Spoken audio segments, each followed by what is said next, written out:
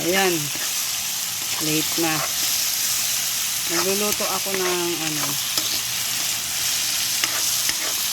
isang upo. May sahog na yan.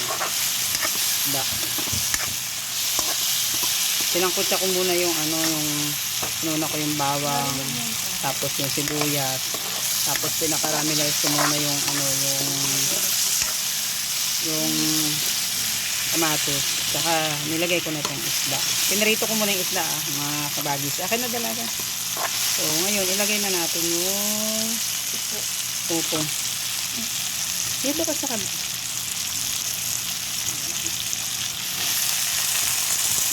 Pwede na sana yung ulam na yung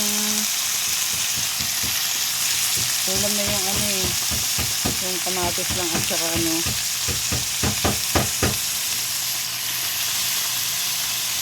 bumili ako sa Commonwealth kanina ng upo. Mainit kasi ang panahon, so kailangan yung mga matubig na gulay sa prutas. Ay!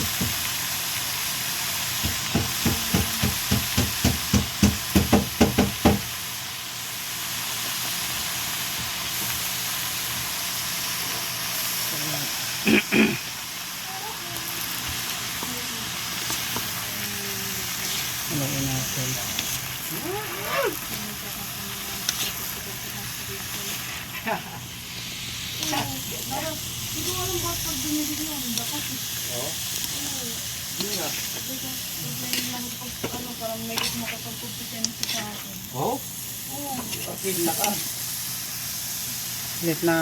Late na yung pagluluto kasi may mga pinaggagawa kami.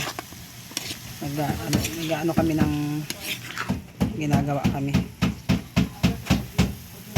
Dalaga akin na nga yung hawakan mo to. Ayaw ko nagdidikit pa.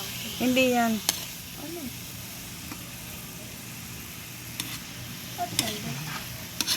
Haluin lang natin.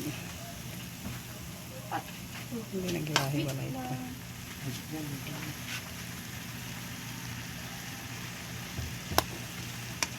Yan lang yung pampalasa natin, sikreto ng masarap na ulam.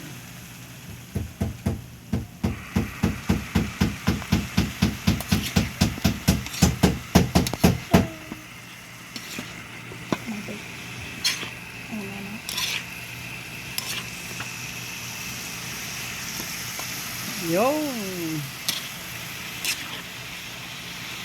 Diba?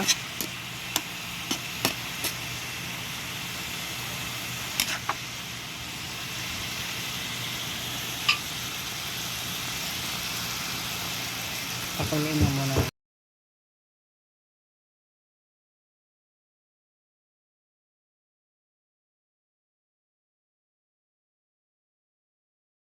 So, ayan.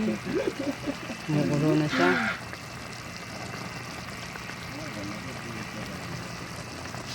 Ayan lang natin na maluto. Yung madali lang naman magluto nito. Kasi yung kukulaan mo lang yung upo.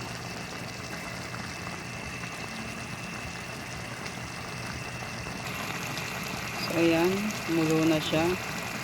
Luto na siya.